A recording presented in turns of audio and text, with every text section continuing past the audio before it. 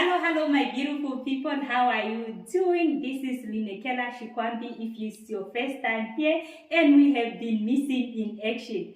But guess what? We are having a special person today. So let me introduce you. Ladies and gentlemen, this is Martha, the woman herself. We are going to have a good time. So watch this video until the end and make sure you give a video a like, comment and subscribe if you haven't already. I guess you. Oh my goodness. Welcome to our YouTube channel. Thank you. So for those people who do not know who Martha is, she's actually my elder sister, but I will allow her to introduce herself in a few words. Okay, my name is Martha Kakusa. This is my sister, like she said, and I'm happy to be here. Oh, thank you so much. So for those people who have been watching my YouTube channel, at the last episode, I was asking the people is it appropriate for a lady to propose a guy? But I thought my statement was a bit not fine because everybody will say no. My question now would be, if you like a guy, is it okay and you think he like you too and he's not giving you that go ahead? Is it appropriate for you to go there and maybe say I like you, or what is your take on that?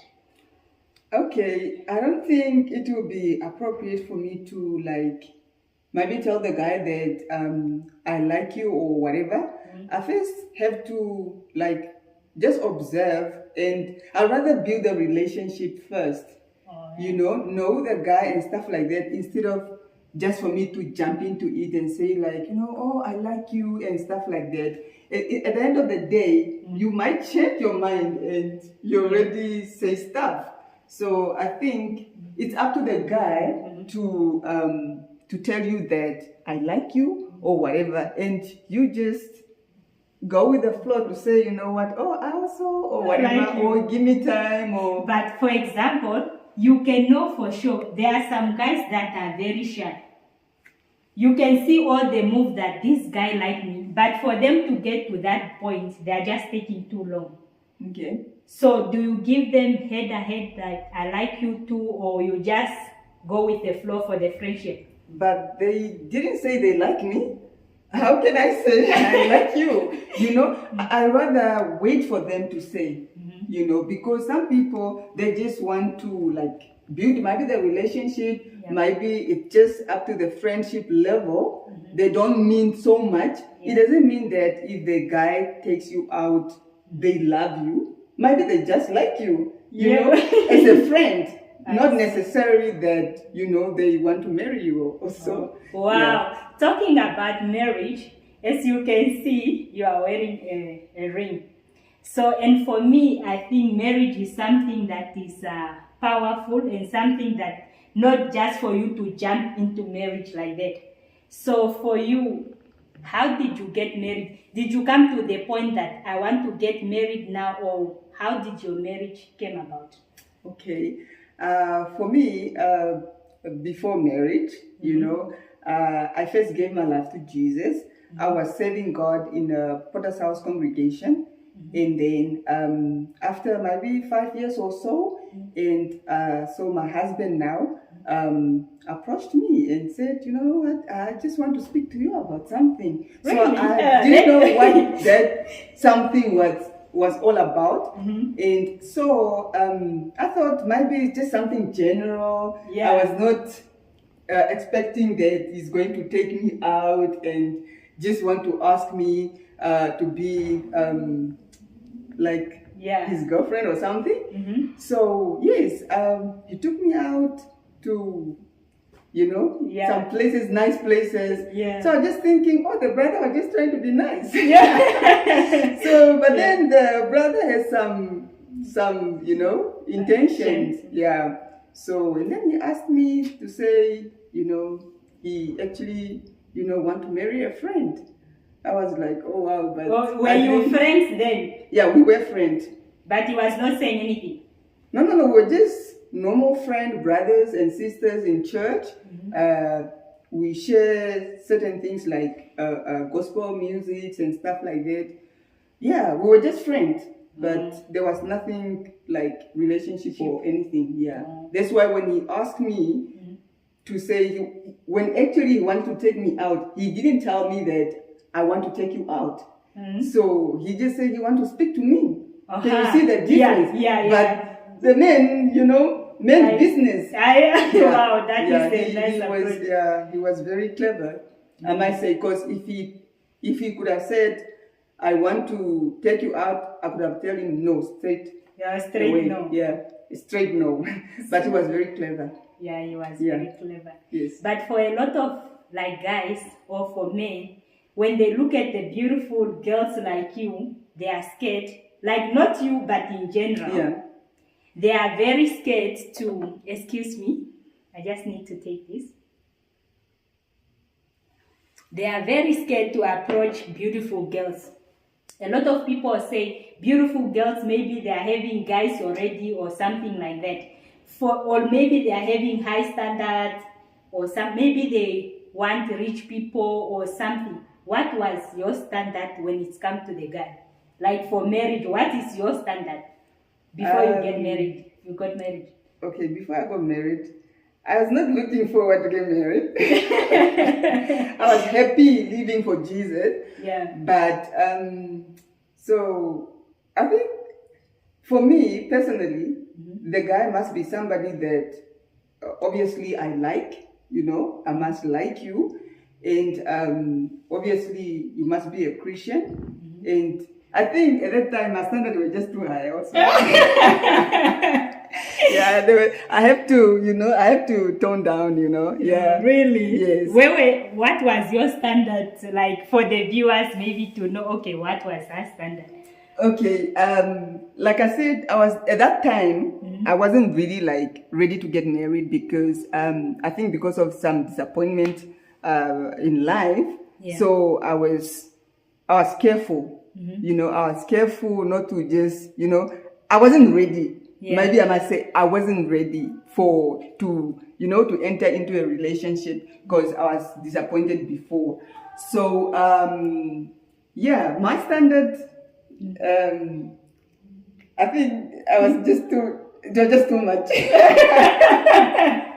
We want to hear that too much. Yeah, it must be. I don't know. Seriously, how will I put it? Really? It must be a nice guy, cute, but not necessarily that he must have a lot of money or something, but somebody that really loves me. I don't want somebody to take me for granted. Yeah. The person must be serious. You understand what I'm saying? Yeah. That the person must love me who I am. Yeah. Not because I'm beautiful, I have money or whatever. Because at the end of the day, if the beauty fades, or the money disappears, are you still going to love me as a person for who I am? Or were you just interested in the things that I have? Yeah. You get what I'm saying? Wow. So for me, you really have to love me for who I am, and I must see it. Oh, you get what I'm saying? So I'm not going to tell you that you're going to love me this way, but I will see it. That this guy really loved me. Yeah. So, and I think that was with my husband. So so I could tell that this guy really loved me. So I gave him a chance. Wow. Yeah. And you said yes. Okay, now for people, like right now a lot of people are single. When you compare your life when you are single and when you are married, will you encourage people to get married or to remain single? What will your take be on that? So I would say, while you are single, enjoy yourself, enjoy the moment.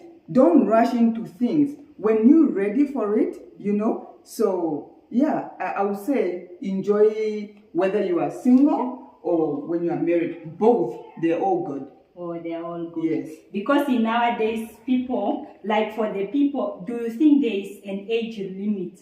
Like, by this age limit you're supposed to get married, because I see a lot of people rushing into marriage thinking that being single is not good enough, or maybe they are getting old. Oh, okay, let me tell you one thing. Yeah. When I gave my life to Jesus, I think I was around about 26, 27 there. You know, I was looking at myself like a young girl, like I was 17, you know. So I wasn't in a rush, you know, like, you know what, I'm so old. And at the time, I had 2 children outside marriage. Yeah. So I wasn't bothered. I was like, I'm still, you know, like a teenager. I was enjoying myself. I was not rushing anything. Yes, so that's why I'm saying, enjoy every moment. Don't rush things. If you are single, enjoy your singlehood. Enjoy it. And when you get married, also enjoy the moment. But there's no age limit. I don't know. It all depends. There are people get married at the age of 18, or 21 or whatever. So I wouldn't say specifically that you must get married at this particular age. When you are ready, depending on the circumstances. I see. You know, All right, that is so fantastic. Any final words to people, youth, young ladies, and young men? Your final words to them. What will you tell them, to someone that is watching that is single and young, and to the marriage people, the couples? Okay.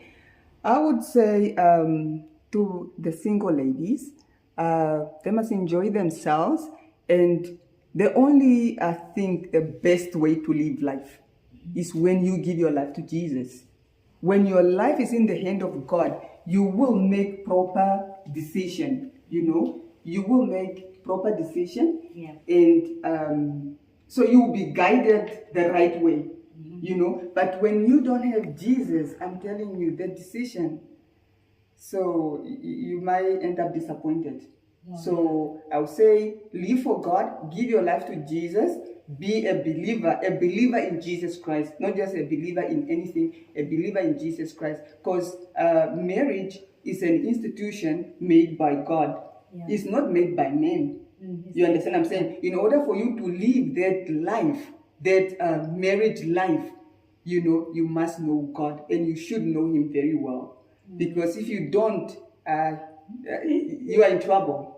You are really in trouble. So yes, that's what I would say. And for my marriage couples, so this is the thing that we really need to submit ourselves, first of all, to God, and then submit ourselves to each other, and we must learn to forgive each other, and you know, forgive each other and just love each other. Wow, that is a nice one. It reminds me of something. Maybe there are couples that are watching me that they are at the edge of maybe divorcing or misunderstanding.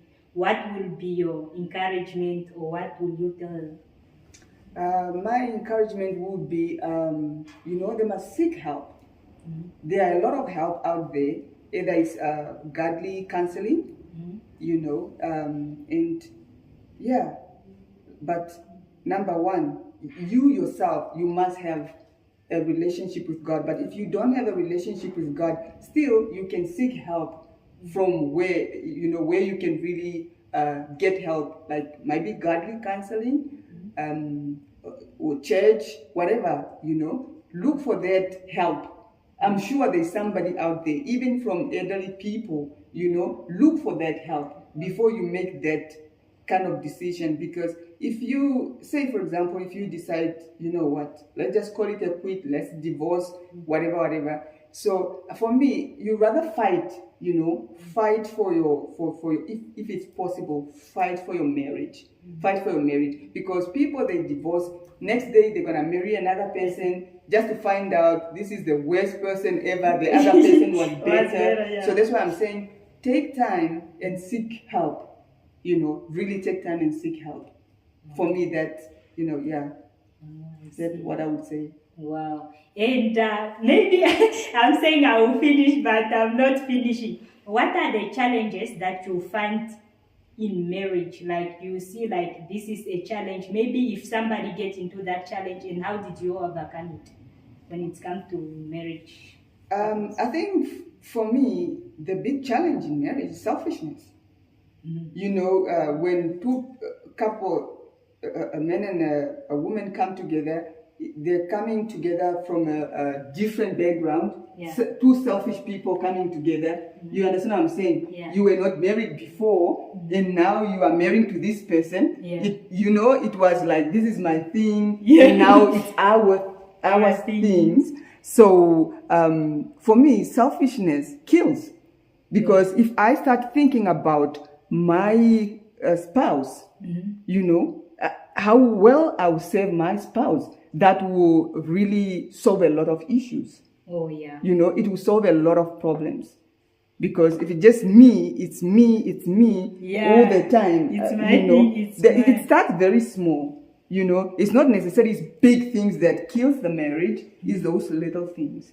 But if we start serving one another, be there for one another, I think a lot of things will be solved. Yeah. Wow, that was a powerful one. And when people get married, some people want to start a family and just don't maybe include their parents. Or what do you think about the in-law when it comes to marriage? Your in-law, how do you take care of your in-law, or maybe some encouragement when it comes to the in-laws? Like, Maxine? Like, for example, we always have our in-law. Maybe some people was a breadwinner, and then all of a sudden they want help, or maybe they still want that attention. How do you handle the in-law, or how will you advise people when it's become to the in-law? Your intake on that? Obviously, the priority is the marriage first, you know, and you can also include now the family, but based now on the agreement between two of you. You know, not necessarily to say, you know, you cut off your family, you're not going to help them or anything, but you can sit down and come up with a solution. How well can we serve our family? You know, you have two of you, you need to agree. It's not just one person to say, you know what, no, you found me doing whatever, you know, two of you should agree. Yes. If two of you are not happy, then, you know, don't do it. All right. You must protect each other, because now when you are married, you become one. Yes. If I hate you, I hate myself. Wow. Yeah. That is a powerful one. Okay. Maybe now this one is the conclusion now. A lot of people, like say, when people get married, they do not take care of themselves anymore. So what is your take on when you were single, maybe the way you dress or the way you take yourself, and when you get married? Do you think you must maybe dress or behave in a certain way, or you have to maintain your healthness or your beautifulness? Some people get married, like for you, you have been always putting makeup, and when you got married, you are still you are still looking beautiful with those makeup, and you are having kids, and if maybe we have to measure like your kids, some of the people say, those kids, are they your kids? How do you take on that when you become to like taking care of yourself and stuff like that? Yeah, taking care of yourself, you know, you should take care of yourself. You know, like people, say for example, when people start maybe dating, or they want to date, that's the time now they, you know, trying to make sure to impress, you know, because they said first impression is, you know, is the one. So I think you should continue to do that. You should continue to make yourself look good. Continue, don't stop. You know, because why would you want now to stop? Now that you have the man, now you're stopping. You know, I think for me, you should just continue. You know, you should continue. Yes. Thank you so much. And my subscriber, thank you for watching this episode until this far. I love you guys. I love you all to the moon and back. Your last word, Martha, before we call it a day. Okay, what would my last word be? The reason why I am who I am today is because of Jesus. I'm telling you, if it was not Jesus, I'll be a mess. To be honest with you, I'll be a mess. For me, seek the face of God. Give your life to Jesus. That's the main thing. If you want to live this life to the fullest, I'm telling you, give Jesus Christ a chance in your life. And I'm telling you, the life is going to be beautiful. Beautiful from within. Wow. And it will show from the outside as well. Wow. Yeah. Thank you so much. Bye, guys.